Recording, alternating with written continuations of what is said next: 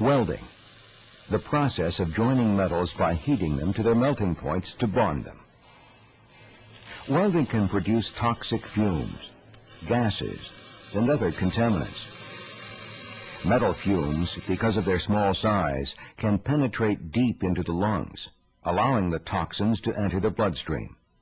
The health effects of metal fumes include metal fume fever, nervous system and reproductive effects, brain damage, and respiratory disease, including lung cancer.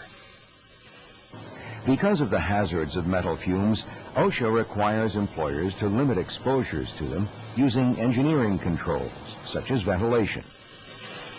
To reduce exposure to welding fumes, many employers rely only on natural ventilation. Others provide general ventilation, such as fans, but this is not likely to reduce exposure sufficiently in enclosed spaces. The recommended method of controlling metal fumes is at the source of emission, using local exhaust ventilation. Local exhaust ventilation removes metal fumes at the point of generation and doesn't allow the concentration to build up in either the worker's breathing zone or the work area.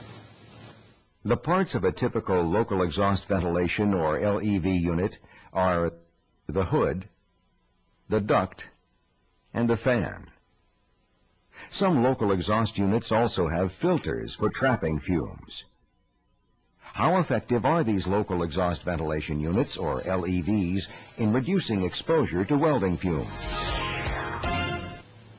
To find out how well local exhaust ventilation units work, an iron worker at the Philadelphia Tramrail Company agreed to wear this exposure monitoring equipment while welding with and without the use of LEVs. This demonstration was carried out by the Engineering and Work Practices Controls Work Group, a joint initiative of the Center to Protect Workers' Rights and the National Institute for Occupational Safety and Health. The group's mission is to identify and evaluate engineering and work practice controls in the construction industry. Published research by CPWR has shown that mechanical and local exhaust ventilation reduce worker exposure to welding fumes. For this demonstration, these two portable LEVs were evaluated. The goal was to demonstrate any difference in exposure to welding fumes with and without the LEV. The welder used gas metal arc welding, also known as MIG welding. The monitoring probe in the welder's breathing zone measured the amount of fume the welder is exposed to while he welds. These exposures are represented visually on the scale at left and numerically on the scale at top. The measurements are in milligrams per cubic meter. As the exposure goes up, the bar and the number go up. The yellow marker on the visual scale at left represents OSHA's General Industry Permissible Exposure Limit, or PEL, for welding fume, 5 milligrams per cubic meter. NIOSH recommends a worker's exposure to welding fume be reduced to the lowest feasible level. Now let's see what real-time monitoring shows about exposure to welding fumes with and without local exhaust ventilation. First, welding without an LEV. Watch the scale. Notice how quickly exposures rise and how they remain above the OSHA PEL while work is performed. Now look at welding with the small, well-positioned LEV. Notice that the metal fume measurement is lower compared with the level reached by welding without LEVs. The level does not exceed the OSHA PEL. If you look closely, you can see the metal fume being drawn into the hood of the LEV.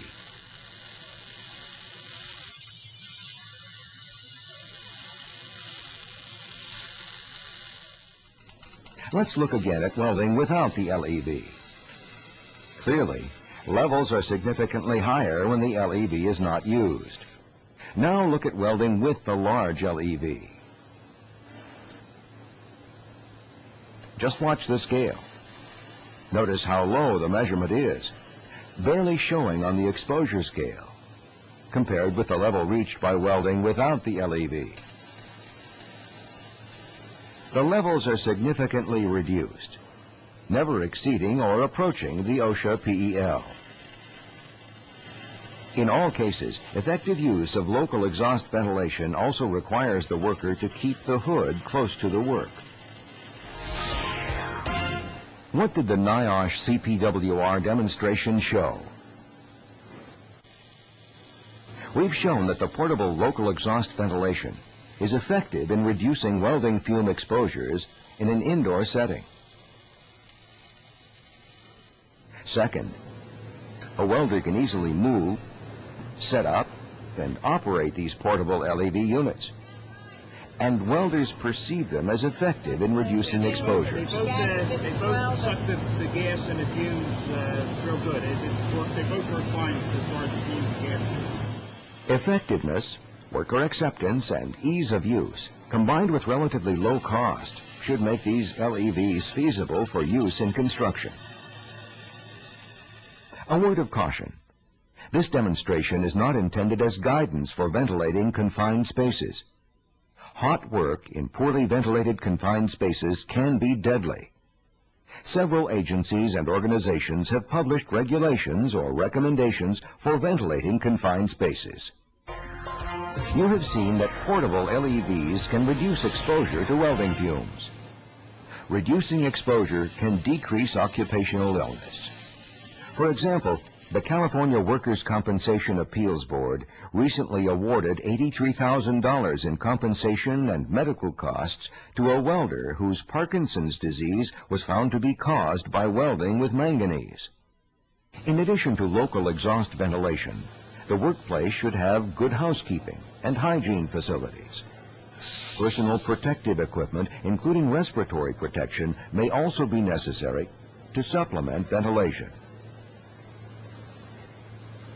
The use of local exhaust ventilation and good work practices will mean better health, greater lifelong productivity, lower worker compensation costs, and lower health care and Social Security disability costs.